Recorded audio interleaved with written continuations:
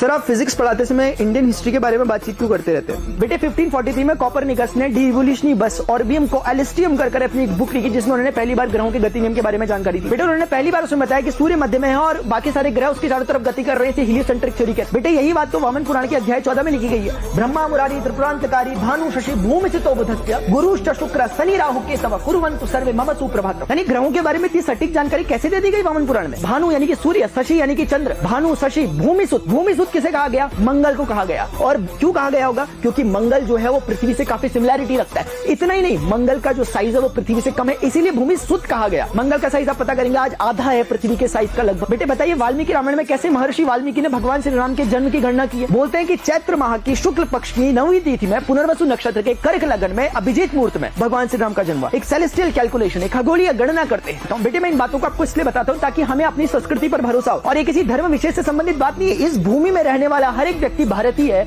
और उस भारतीय संबंधित ये बात है। जो सनातन की परंपरा में भरोसा रखता है, सनातन यानी क्या? शाश्वतता। जो रिथ में यानी कि प्रकृति के बनाए हुए नियमों में भरोसा रखता है, वो सनातनी है, चाहे वो किसी भी धर्म संप्रदाय या किसी भी मत को मानने वाला व्यक्ति क्यों ना हो। बेटे वैसे ही भगवान श्री कृष्ण कहते हैं, आकाशम पतितम तोयम यथा गच्छति सागरम सर्वदेव नमस्कारम केशवम प्रति गच्छति। जिस प्रकार से आकाश से गिरने वाली बूंद अंत में समुद्र में गिरती है, इसी प्रकार से किसी भी देव को किया गया नमस्कार अंत में मुझ तक ही पहुंचता है।